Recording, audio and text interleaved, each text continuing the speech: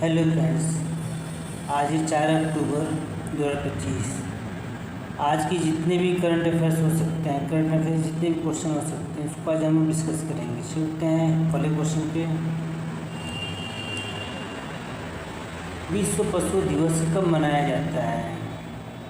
तो पहला ऑप्शन है 1 अक्टूबर, दूसरा ऑप्शन है 2 अक्टूबर, तीसरा ऑप्शन है 3 अक्टूबर और चौथा ऑप्शन है 4 अक्टूबर। तो विश्व पशु दिवस 4 अक्टूबर को मनाया जाता है। 4 अक्टूबर को विश्व पशु दिवस मनाया जाता है, जो पशु कल्याण और उनके अधिकारों के प्रति जागरूकता बढ़ाने के लिए मनाया जाता है। यह दिन लुप्तप्राय प्रजातियों के संरक्षण के लिए और जिम्मेदार पशु स्वामित्व को बढ़ावा देने के लिए मनाया जाता है। इसकी शुरुआत 1931 में हुई थी। आइए चलते हैं दूसरे क्वेश्चन पर।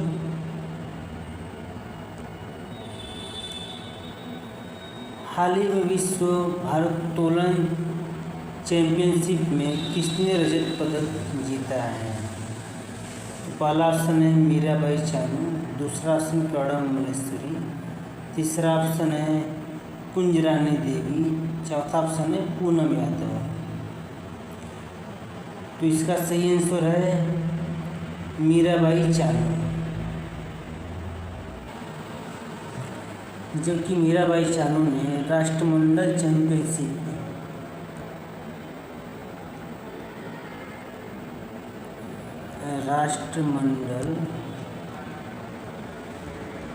चैंपियनशिप में इन्होंने गोल्ड मेडल जीता है। क्या जीता है? गोल्ड मेडल जीता है। अब बात करते हैं विश्व भारोत्तोलन चैंपियनशिप की, कि विश्व भारोत्तोलन चैंपियनशिप यानी कि IWF। जो IWF है, इसका जो प्रारंभ होता है, इसका प्रारंभ 1891 ईस्वी में, और ये प्रतिवर्ष मनाया जाता है ग्रीष्मकालीन ओलंपिक वर्षों को छोड़कर। जब यानी कि जब ग्रीष्मकालीन ओलंपिक होगा तो उस समय ये विश्व भारोत्तोलन चैंपियनशिप का आयोजन नहीं होगा, बाकी वर्षों में हर साल होगा। तो 2025 में इसका आयोजन 2 अक्टूबर से 11 अक्टूबर तक किया जा रहा है, और इसमें मीराबाई चानू ने गोल्ड मेडल जीता है। और जो प्रणब मल्लेश्वरी हैं, ओलंपिक में ऐसी पहली भारतीय महिला है जिन्होंने मेडल जीता है। चलते हैं नेक्स्ट क्वेश्चन पे।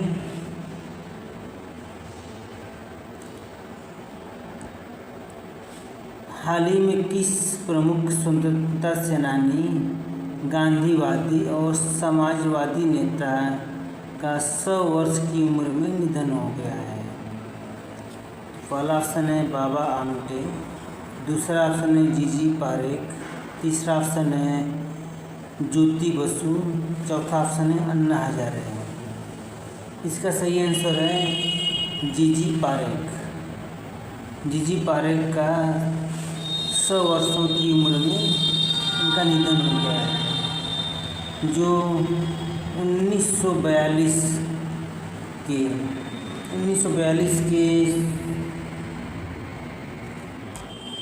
के आंदोलन में उन्होंने सक्रिय भागीदारी निभाई थी, जिसमें इनको 10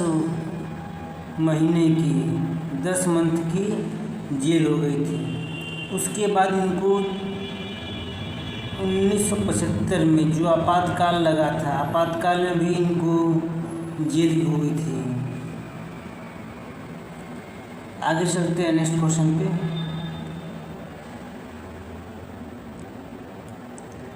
हाल ही में किन संस्था ने योग्यता आधारित भर्ती के 100 वर्ष पूरे होने का जश्न मनाया है?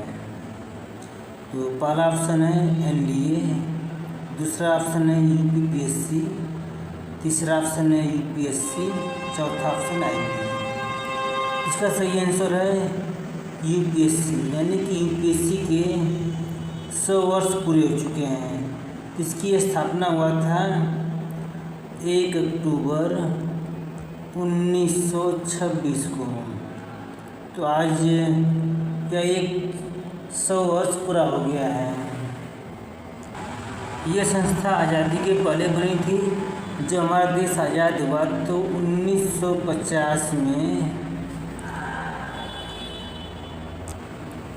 इसे संवैधानिक दर्जा दिया गया है।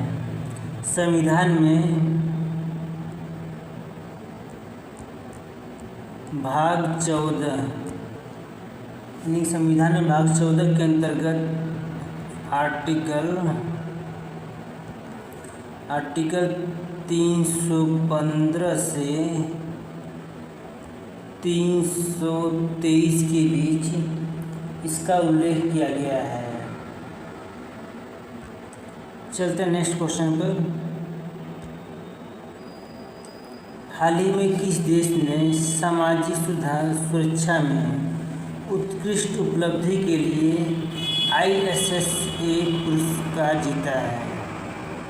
तो भारत, सऊदी अरब, ब्रिटेन और जापान। इसका सही आंसर है भारत। भारत को ISSA पुरस्कार मिला है। आइए इसके कुछ फैक्ट देख लेते हैं।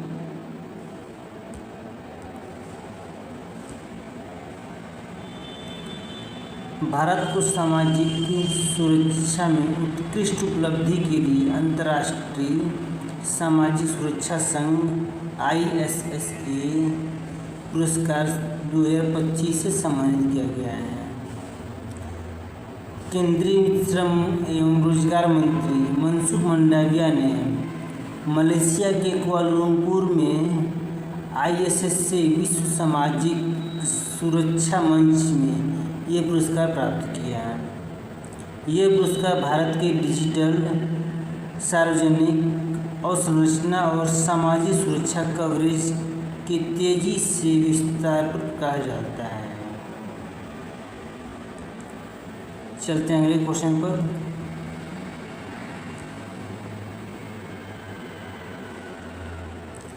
हाल ही में union bank of India UBI India का MD और CEO किसे नियुक्त किया गया है? पहला ऑप्शन है विनोद कुमार, दूसरा ऑप्शन है शशिधर जगदीशन, तीसरा ऑप्शन है आशीष पांडे, चौथा ऑप्शन है कल्याण कुमार।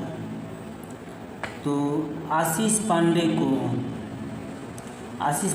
को 3 वर्ष के लिए 3 ईयर के लिए MD और CEO नियुक्त किया गया है, जबकि कल्याण कुमार को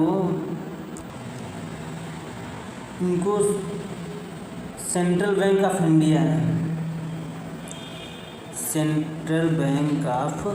इंडिया यानी कि शॉर्ट में CBI हम लिख सकते हैं, उसके लिए इनको MD और CEO नियुक्त किया गया है। इनकी दोनों लोग की नियुक्ति 3 वर्षों के लिए है। चलते नेक्स्ट क्वेश्चन पे। हाल ही में बनारस घराने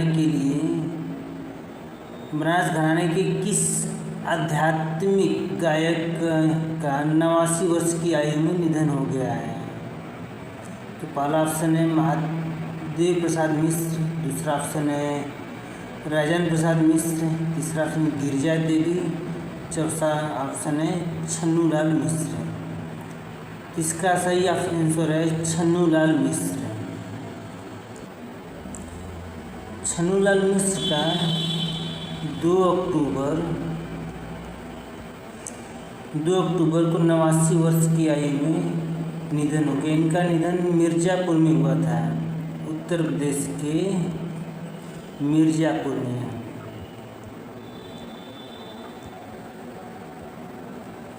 इनका निधन मिर्ज़ापुर में हुआ था।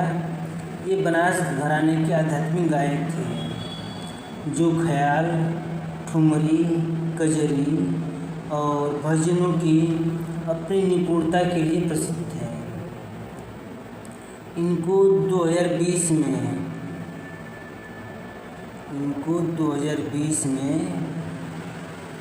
पद्म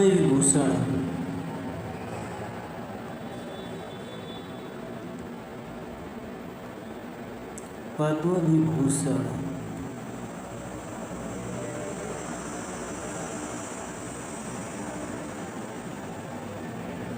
और 2010 में पद्म भूषण।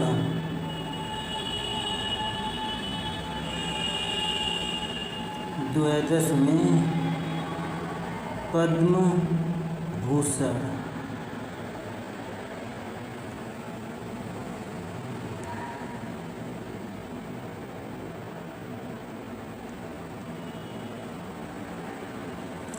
पद्म भूषण से सम्मानित किया गया था। चलते नेक्स्ट क्वेश्चन पे।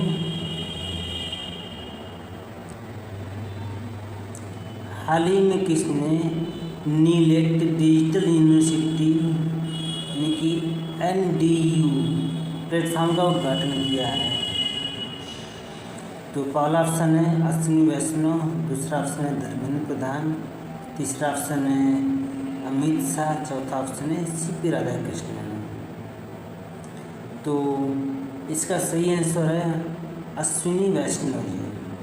अश्विनी वैष्णव जी ने इसका उद्घाटन किया है।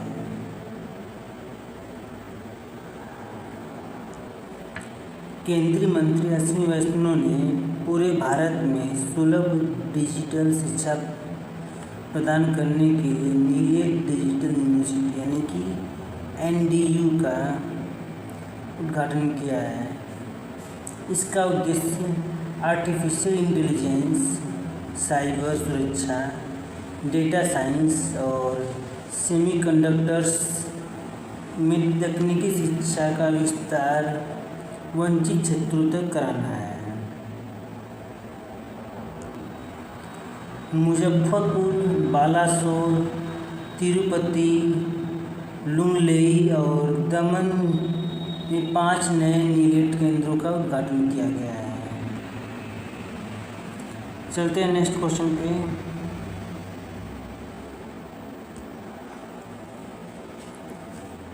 हाल ही में कैबिनेट ने बायोमेडिकल रिसर्च कैरियर प्रोग्राम की कौन सी चरण को मंजूरी दी है?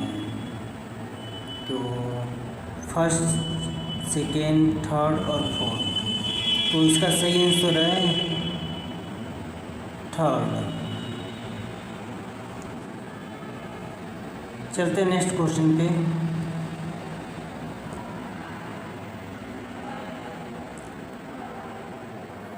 टाटा एयरबस भारत की पहली निजी क्षेत्र की H-125 हेलीकॉप्टर की फाइनल असेंबली लाइन कहाँ से प्रारंभ करेगी?